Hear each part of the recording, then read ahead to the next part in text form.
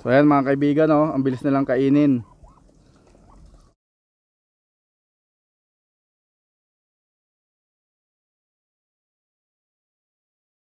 Magandang araw mga kaibigan, at andito na naman tayo sa ating YouTube channel at sa aming munting backyard. So andito tayo sa ating mga native chickens. So update ko kayo doon sa progress na nangyari dito. So nung nakarang vlog, kita nyo nga na naglinis ako dito. So sisilipin natin yung naglilimlim kung ano na yung progress sa mga itlog para maipakita ko rin kung ano yung nangyayari dito. So ayan yung nilagyan natin ng dayami, nawala na yung dayami, sako na lang. So makukulit kasi talaga ang mga native mga kaibigan. Ayan, ubos na rin yung dayami dito. So dito na lang sa may nesting basket ang meron. So hindi pa kasi nila nasusundan dahil wala pang itlog. So kapag may umitlog dyan na isa, sunod-sunod na yan na may pupunta dyan. So ito yung nakakalungkot mga kaibigan. May isang itlog na nilanggam yung sisiw. Ayan, palabas na. Tapos yung isa, ayan, nag-hatch na, oh. Gumagalaw na yung sisiw sa loob. So buti na lang naagapan kong ayusin yung ugad para yung init na kailangang ibigay ng inahin ay mapunta lahat sa itlog. So tatanggalin ko na to dahil nilalanggam na para hindi madama yung iba. Ayan, oh, kapal ng langgam. Siguro naapakan niya nung inahin kaya namatay yung sisiw, hindi pa niya oras na lumabas. A few moments later. Ayan mga kaibigan, makalipas ang ilang oras, so lumabas na yung sisiw kanina. So ayan, natuyo na siya. So trivia lang mga kaibigan, kung ayaw nyo kaagad na bumaba yung inahin nyo mula sa pangitlugan, kailangan masecure nyo na hindi siya makakababa o hindi siya makakalabas kung nasa loob ng kulungan. Kasi possible, kapag malakas na yung sisiw, ay iiwan niya na yung mga itlog at hindi niya tatapusin yung kanyang mga nililimliman. So kaya ito meron siyang pintuan. So tinanggal ko lang dahil nagpainom ako, kaya hinayaan ko siyang bumaba. Kailangan din kasi na nakakakain at nakakainom sila, lalo ng inahin natin.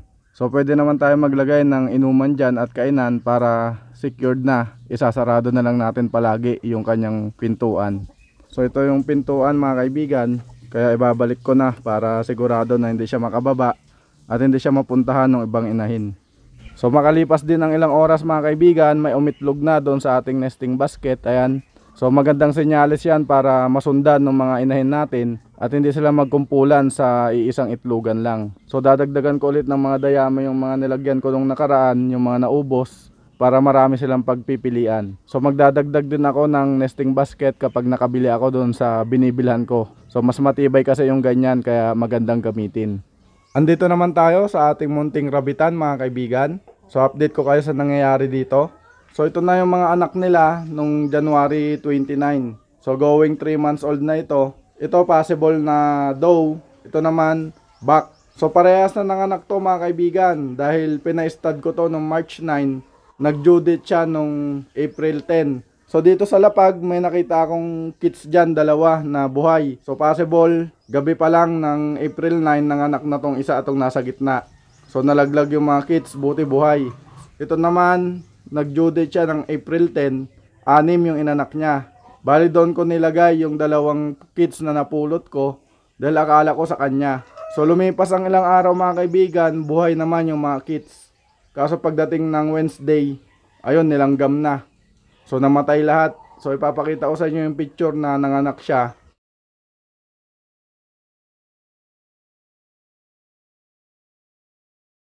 Anim yung inanak niya and then may dalawa dito. So pinagsama ko lang sa isang basket at dito ko lahat nilagay. Sayang mga kaibigan dahil 8 sana yung kids natin na bubuhayin, kaso nilanggam naman. So bawi na lang tayo sa susunod. So i-condition ko ulit sila para makabawi yung katawan nila sa pagbubuntis. A few moments later. Ito na nga pala mga kaibigan yung ating mga pato. So ang bilis rin lumaki ng mga sisiw nila. Ayan, kung makikita nyo, halos magkakaparehas na sila ng size. So papasok tayo doon sa loob para ipapakita ko sila sa inyo. Dahil nakabenta na rin kami ng ilang piraso. So kumita rin kami dyan kahit papano. Hindi namin sila pinupuro sa feeds mga kaibigan. So ipapakita ko sa inyo yung pinapakain namin sa kanila na alternatibo.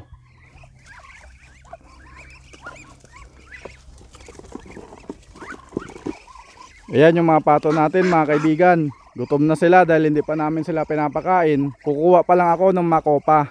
So marami kasi nalalaglag doon sa puno Kaya yung binibigay naming alternatibong pakain sa kanila. So ayan, nakakatawa dahil ang lalaki na. Kahit papaano, kahit mainit ang panahon, maayos silang lumalaki. Ito yung puno ng makopa namin mga kaibigan. Ayan, ang daming bunga. Nasa gilid lang yan ng ating breeding pen. So malilim na dito, nabibigay ng presko. And then yung mga nahulog, ayan yung nakikita nyo sa lupa, yan yung ipapakain natin sa mga pato.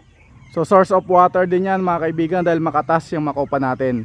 So mamumulot muna ako and then ipapakita ko sa inyo kapag binigay ko na sa kanila.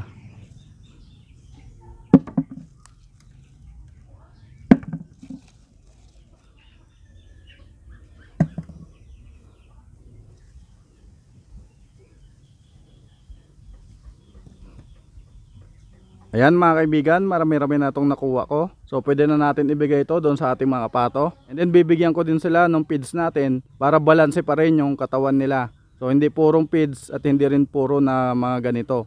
So para mag-build din ng maayos yung muscle sa katawan nila at may laman pa rin kahit papano. So pupunta na tayo doon and then pakainin natin sila. A few moments later. Ayan mga kaibigan, gusto nang kainin ng mga pato natin. So ito yung feeds natin na nilalagyan namin ng tubig para mas marami. So papakainin na natin sila at ilalagay na natin doon sa kainan nila mga kaibigan. Para maibigay na rin natin yung makopa.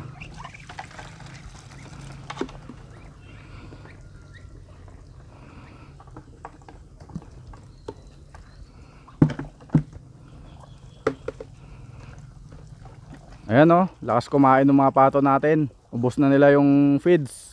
So mahirap kasi maghanap ngayon ng darak mga kaibigan. Medyo mahal yung presyo tsaka bihira yung mabibilhan. Kaya tiyaga-tiyaga muna sila sa feeds tuwing umaga. And then maghapon puro alternatibo na. Yung makopa natin. And then yung mga dahon-dahon ng kangkong. So kahit papaano maganda naman yung laki nila. Ayan. So wala pa rin itong barako. So hindi nga ako nagpaparami dahil tag-init. Dahil mahirapan din sila dahil kulang sa tubig mga kaibigan. Mas maganda pa rin na sagana sa tubig kapag may mga sisiw sila para mas mabilis lumaki. So sa tag-ulan na ako ulit maglalagay ng barako dito. And then para maayos din tong paligid dahil wala pa silang pwedeng pangitlugan dito. Alam nyo ba mga kaibigan na kapag napabayaan yung walang tubig ang mga pato natin sa maghapon, tapos sobrang init ng panahon, bigla nyo silang pinainom, ay possible na ikamatay nila yon dahil mabibigla yung katawan nila. So kaya importante na hindi sila nawawalan ng tubig. Kahit madumi yan, basta may nasusudsud sila, ganyan. So dapat laging available ang tubig mga kaibigan para hindi kayo magka-problema sa inyong mga pato. Ibibigay naman na natin itong ating makopa para makain na rin nila. So ayan mga kaibigan, oh, ang bilis nilang kainin. So yung mga pato natin, kahit anong kakainin yan basta malambot at kaya nilang tukain. So hindi na namin kailangan hati-hatiin pa yan dahil maliliit naman at natutuka nila na maayos. Ang maibibigay ko lang na payo sa inyo mga kaibigan, so humanap kayo ng alternatibong pwedeng pakain sa inyong mga alaga sa inyong paligid. So kagaya ito sa amin, yung makopa, sinanay lang namin silang kumain yan at ngayon gustong gusto na nila. Napapakinabangan pa namin na maayos yung mga resources dito sa aming paligid. So yan, bilis maubos oh, konti na lang.